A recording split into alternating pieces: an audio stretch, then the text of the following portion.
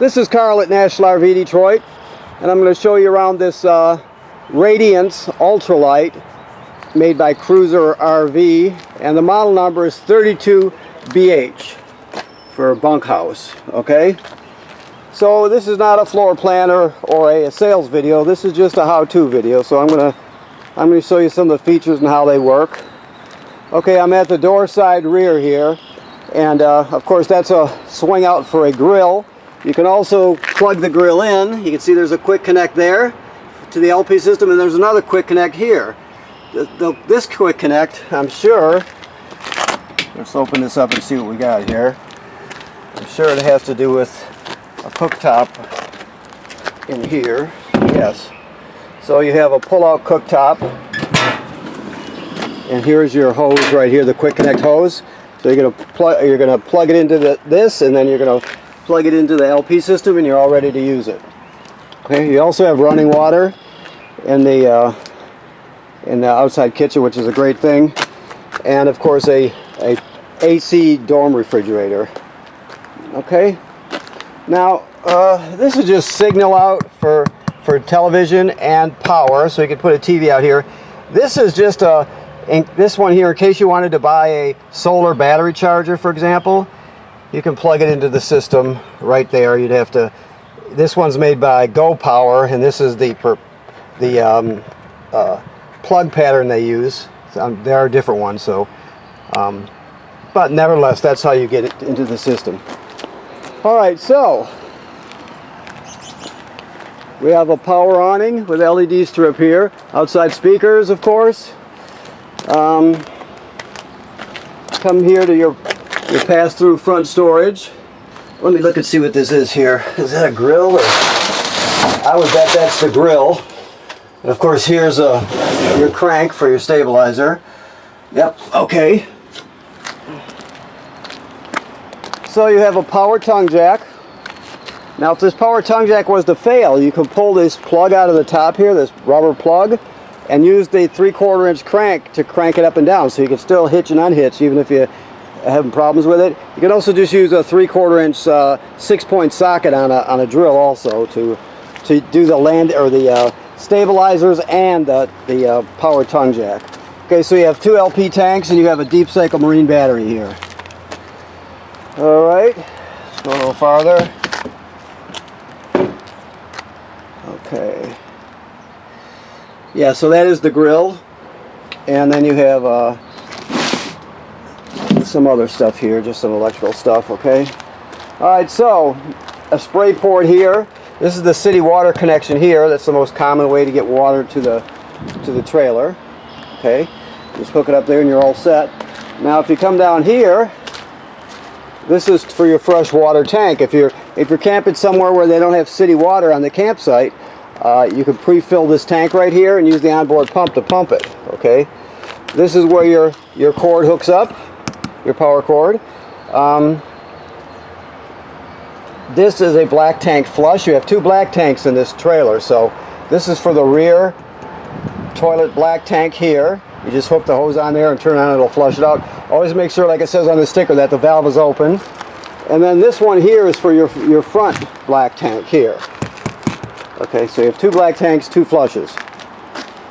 All right, this is your water heater on the outside, obviously. Let me just open it up and take a quick look here, see what we have. Okay. So, to drain this, you use this right here. This is the drain plug, and it's an anode rod. It takes a 1 1/16 6-point socket, plus about a 6-inch extension and a bar or a ratchet to break it loose. Okay, that's where you would drain it. This switch right here, this is an on and off switch for the electric heating element that's behind this cover here. So you can turn the electric heating element on and off right there. Always remember that switch is there. Never run this without water in the tank. I mean, if you drain it and you're not going to be, because you're not going to be camping for another 2 or 3 months, you don't want the water to get all skunky. You can drain it out. Just make sure before you turn the water heater on, you fill the tank back up. That's important, otherwise you'll damage the water heater. There are other switches to control it are inside for the gas burner, so I'll show you that when we get inside. Let's see. that's just the service panel for the refrigerator. You don't really have to go in there except to service it. This hose should always be hanging out. That's for condensation to drain out.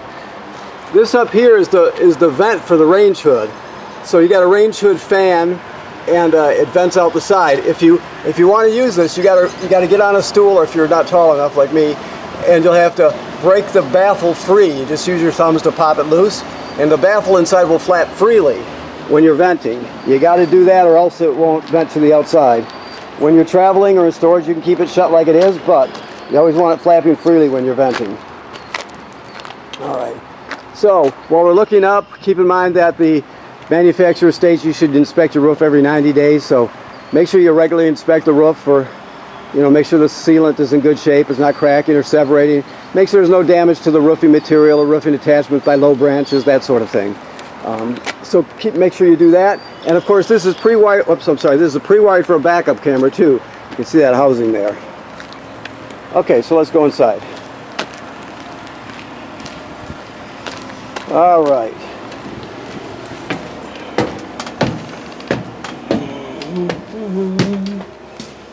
Okay, so this is the thermostat. Obviously, it's very simple. You just hit the mode button to light it up, and then you scroll through the modes. Fan is the air conditioner running without the compressor.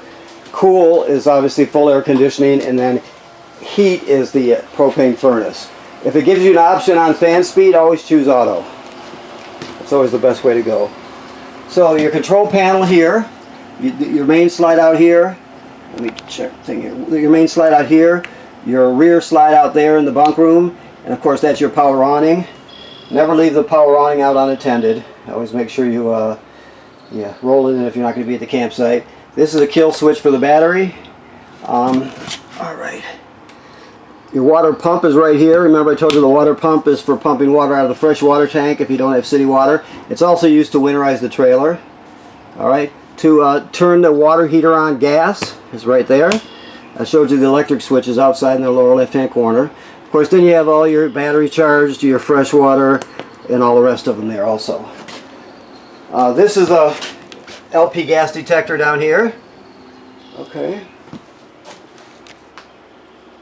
Let me see, your microwave works like any other microwave. Here's the range hood. Remember I told you about the baffle on the outside. That's if you're going to turn that, run that. The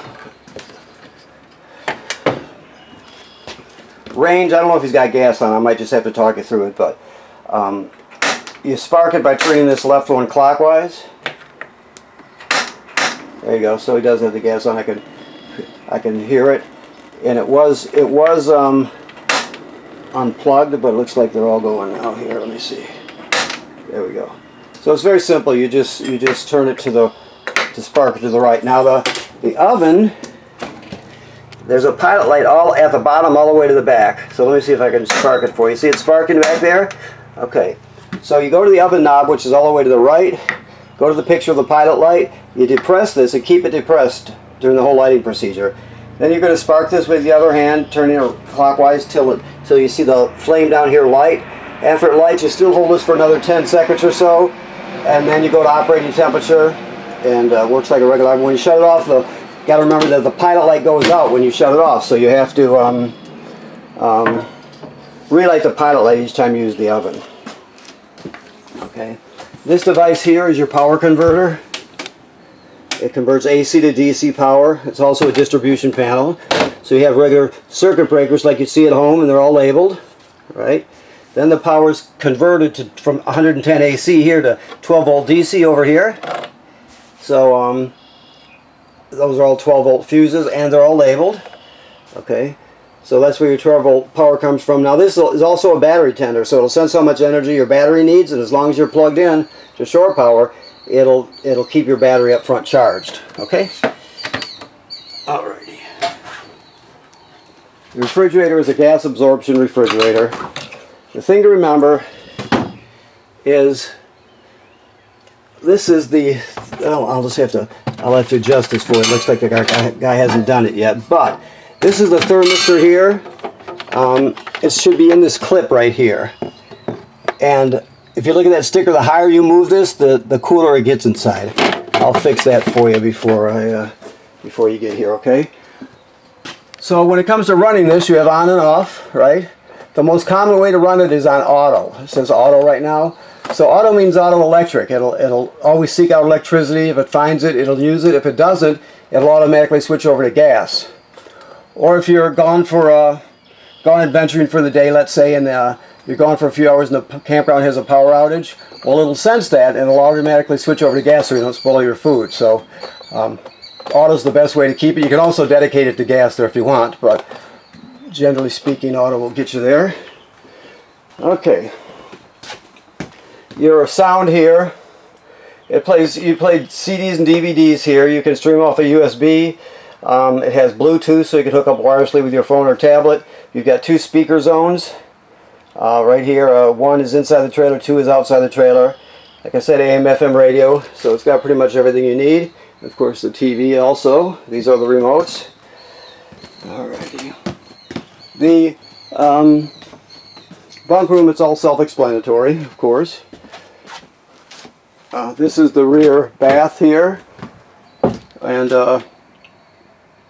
one thing you have to remember is that you have to have chemical and water in the toilet tank before you start using it. So when you get to the campground, you're going to hook up your power and water. Then you're going to come in here and you're going to put 1 dose of chemical, and then you'll step on this. Water comes swirling around, of course. And you'll stand on it until you put at least a gallon of water in there too. Once you do that, you're okay. The thing is, you can't use it dry. If you use it dry, the smell will be terrible and it can get clogged up. So always have chemical and water in each toilet tank, so each black tank. The black tank below this one, and then the one up front, you have to do each one separately, of course. Okay, this is a hide-a-bed, so it folds out. You can drop the table here and use the cushions to fill in the space and turn this into a bed also. You have your shower and your sink, and of course the other toilet. Remember what I told you about adding chemical and water to it before you use it. That goes for both of them, of course. And then you have some mounting bracket, backer, and some hookups here if you wanted to put TV up here. Let's see what else we have. There's some storage underneath the bed, and then you have your escape window, which is just, you push it all the way through, of course. Then you grab the red tab and pull it out, and you can escape through that window in an emergency. Pull the screen off with the red tab. Okay. Alright.